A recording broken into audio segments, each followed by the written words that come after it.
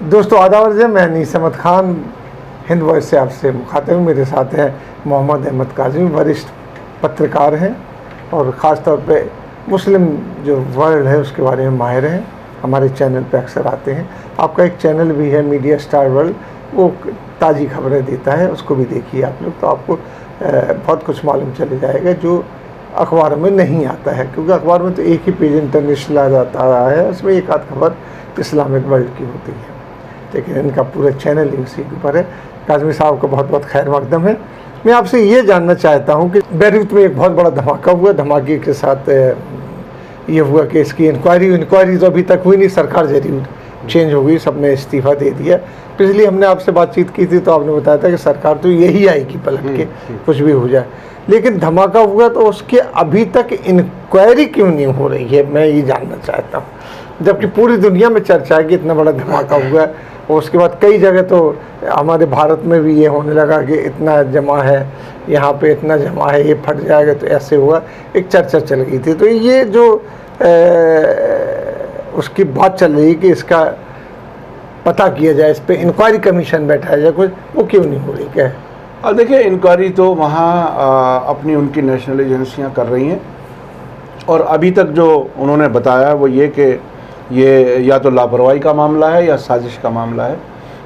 लापरवाही ये कि इतनी बड़ी मिक़दार में नाइट्रेट वहाँ रखा था सी पोर्ट पर, वो किसकी मर्ज़ी से रखा था, वहाँ से क्यों नहीं हटाया गया, सेफ़ क्यों नहीं किया गया, उसको सिक्योर क्यों नहीं किया गया। और दूसरा ये कि उन्होंने अभी तक इज़राइल पर कोई पॉइंट, मतलब वो इल्ज़ाम नहीं लगाया कि इज़राइल ने इसको किया है। कि आपकी क्या राय है, क्या इज़राइल के इसमें हाथ हो सकता है? अब ऐसे कई तरफ से ऐसे शकों को शुबात ज़ाहिर किए गए हैं, और इस इन्वेस्टिगेशन के नतीजे का इंतज़ार है मुकम्मल हो जाए तो। लेकिन इस इन्वेस्टिगेशन के तरीक़े पर एक बहस अलग से छिड़ी है। वो ये कि कुछ जो बाहर के मुल्क हैं, ख़ास तौर पर फ्रांस, अमेरिका, वो ये ज़ोर दे रहे हैं कि इंटरनेशनल एजेंसियां, यानी दूसरे मुल्कों की भी एजेंसियां यहाँ आएँ और वो इसकी जांच करें। ख़ुद लेबनान में हिज़्बुल्लाह, उन्होंने कहा है कि ये इंटरनेशनल एजेंसियों को इसमें नहीं बुलाना चाहिए, क्योंकि वो नतीजा जो देंगे हमें पहले ही मालूम है। वो हिज़्बुल्लाह इसको कहता है कि इंटरनेशनल एजेंसियां यहाँ नहीं आनी चाहिए, इसलिए कि उसका नतीजा ये होना है कि वो ये कहेंगे कि इज़राइल का इसमें हाथ नहीं है। तो वो ये चाहते हैं कि उनकी जो ख़ुद मुल्क की अपनी एजेंसियां हैं वही उसका जांच करें। लेकिन अभी मैं देख रहा था, ताज़ा खबर ये है कि अमेरिका की FBI, federal bureau of investigation, वो वहाँ पहुँचने वाली है। आपको याद होगा जब बम्बई में 2008 में ये हुआ था, धमाके हुए थे बहुत बड़े, उसमें भी FBI यहाँ पर आई थी, और ये बहरहाल मदद करते हैं या अपनी मर्ज़ी का नतीजा निकालने में डाइवर्ट कर देते हैं, ये उनका अपनी महारत है। ज़्यादातर तो ये होता है वो अपनी मर्जी का नतीजा थोप के जाते हैं, उसको सब लोग सही मानते हैं। हाँ, उसी को सही मानते हैं। अपनी एजेंसियां जो मुल्क में नेटवर्क बाकायदा है, उन्हें अपने पर यकीन नहीं रहता, उन पर यकीन करना शुरू कर देते हैं। तो ये ऐसी ही हालत जो है वो लेबनान में है, और लेबनान में ये जांच ये एक तरह से कंट्रोवर्सी बन गई, इसलिए कि कमज़ोर सरकार है, यानी रिज़ाइन कर चुके लोग, सिर्फ एक्टिंग सरकार बची है, इसलिए बड़े फैसले वो नहीं कर सकते। जो ख़ुद मिशेल ऑन जो वहाँ के प्रेसिडेंट हैं, वो भी कुछ कमज़ोर नज़र आ रहे हैं। अभी उन्होंने एक बिल्कुल गैर मामूली किस्म का एक बयान दिया है कि हो सकता है लेबनान भी, अगर इज़राइल के साथ मामलात जो भी हैं वो अगर तय हो जाएं, तो हो सकता है हम भी इज़राइल से ताल्लुकात कायम कर लें। यहाँ तक भी वो बोल चुके हैं। इतनी क्राइसिस पे बात ये चल रही है। हाँ, यहाँ तक बात नहीं। अब तो जो वेस्टर्न एजेंसियाँ हैं वो इन मुल्कों के लीडर्स से सवाल कर रही हैं कि UAE में ने जैसे किया वैसे क्या आप भी कर सकते हैं, तो वो उन्हें कुछ ना कुछ बोलना है। तो ये यहाँ तक वो बोल चुके हैं। तो ये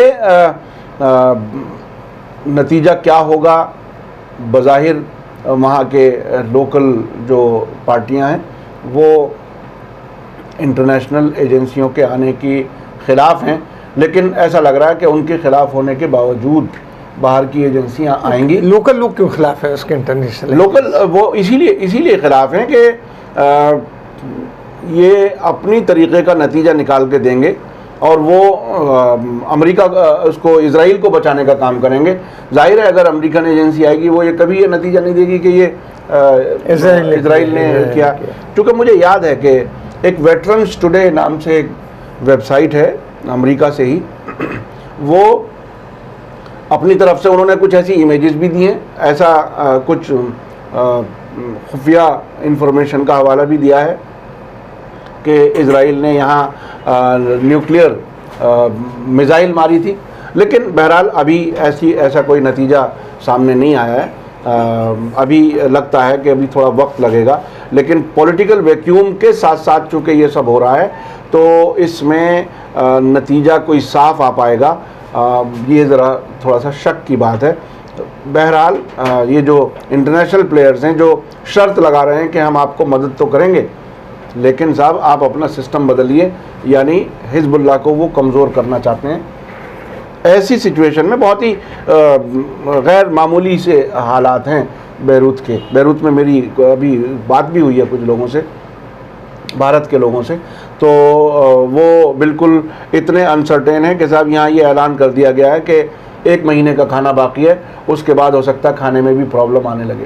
तो ऐसे गैर यकीनी हालत में, इतनी कमज़ोरी की हालत में बाहर के मुल्क कुछ भी अपने फ़ैसले थोप दें, वो इम्कान बहरहाल नज़र आ रहे हैं। ये तो समझ में आता है कि साहब, लेकिन एक बात है कि इज़राइल को यही लोग जो उसको अपने साथ ला रहे हैं और दोस्ती करा रहे हैं, ये टेररिस्ट भी कहते थे एक ज़माने में। तो ये चेंज कैसे हुआ इज़राइल की? नहीं, देखिए जो हिजबुल्लाह लेबनान की न सिर्फ एक तरह से उसे मिलिटेंट ऑर्गेनाइजेशन कहा जाए या मिलिट्री, वो एक अपने आप में एक चीज़ है, लेकिन अमेरिका और कई मुल्क, यूरोप के मुल्क उसको टेररिस्ट ऑर्गेनाइजेशन कहते हैं।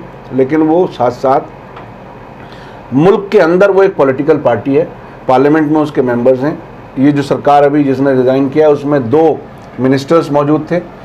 तो ये ऐसे हालात में बाहर का असर बढ़ना बज़ाहिर लग रहा है कि उसकी पॉसिबिलिटी ज़्यादा होती जा रही है।